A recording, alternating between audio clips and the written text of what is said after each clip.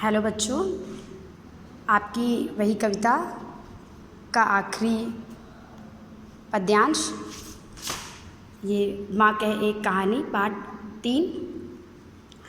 कल मैंने बताया था आप लोगों को कि जब सिद्धार्थ बागीचे में टहल रहे थे तो उसी समय एक हंस बाणों से घायल होकर के उनके सामने आकर कर गिरा। उसको उन्होंने बचा लिया, उठा लिया। उसी समय शिकारी, जो कि उनका चचेरा भाई था देवदत्त, वो वहाँ पर आया और उस हंस को मांगने लगा। दोनों ही अपने अपने पक्ष के हठी थे, अपने अपने विषय के।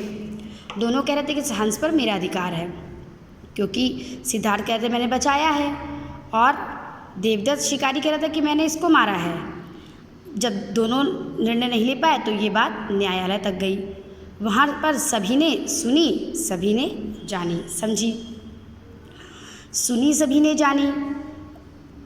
यशोधरा राहुल से कहती है कि बात न्यायालय में गई और सबने वहाँ पर सुनी, सभी ने जानी। सबको पता चला कि आखिर क्या घटना घटित हुई। सबको पता चला कि बागीचे में ऊपर में क्या घटना घटित हुई। सबने सुनी, सभी ने जान ली इस बात, इस घटना को जानी। राहुल फिर आगे के वाक्य को दोहराते हुए कहते हैं, अच्छा माँ, सुनी सभी ने जानी। अच्छा माँ, फिर तो व्यापक हुई कहानी। फिर तो माँ कहानी बढ़ गई, आगे बढ़ी, अगले चरण पे पहुंची कहानी। यशोधरा कहती हैं, अच्छा राहुल, तू निर्णय कर इसका। राहुल, तू तो कहानी सुन रहा था, तू निर्णय करके बता कि तू न्याय पक्ष लेता है किसका, तू किसका न्याय का पक्ष लेता है। मतलब तुम्हारा न्याय किसकी तरफ है, शिकारी की तरफ है या अपने पिता की तरफ। तू मारने वाले को बड़ा समझता है या बचाने वाले को बड़ा समझता है। राहुल ने जब यशोधरा के मुँह से बात सुनी कि उनकी माँ उनसे निर्णय पूछ रही हैं, तो वो कहता है कि माँ मेरी क्या बानी, मेरी क्या वाणी, मेरी क्या बात, मैं क्या कहूँ इस बारे में, मेरी क्या वाणी है इस बारे में, मेरी क्या बात, मैं क्या कहूँ। मैं तो सुन रहा कहानी, मैं तो माँ कहानी सुन रहा हूँ, मैं इसमें क्या बताऊँ कि सही क्या है और गलत क्या है।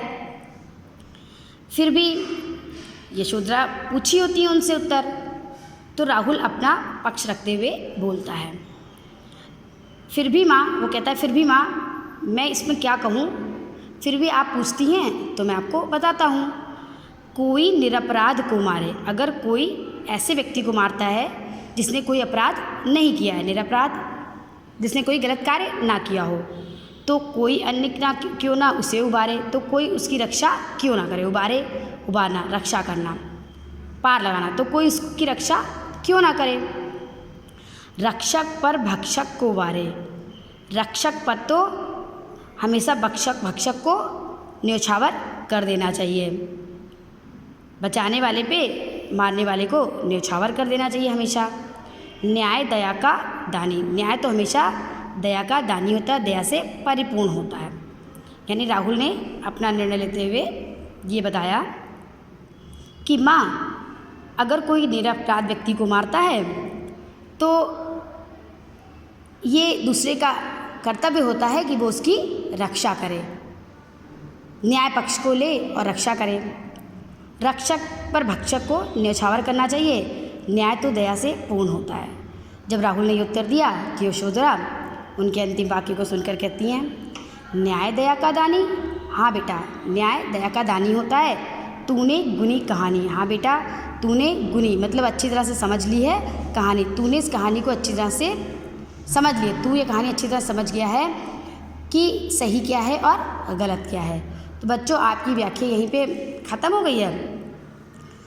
इसको पढ़ लीजिएगा अच्छे से, और इसकी जो व्याख्या है कॉपी में तो कराई दी गई है। ये शब्द अर्थ याद कर लीजिएगा, और ये एक्सरसाइज जो है, क्वेश्चन जो मौखिक क्वेश्चन है, वो मौखिक क्वेश्चन इसमें लिख लीजिएगा, पूरे कर लीजिएगा, है ना। ठीक।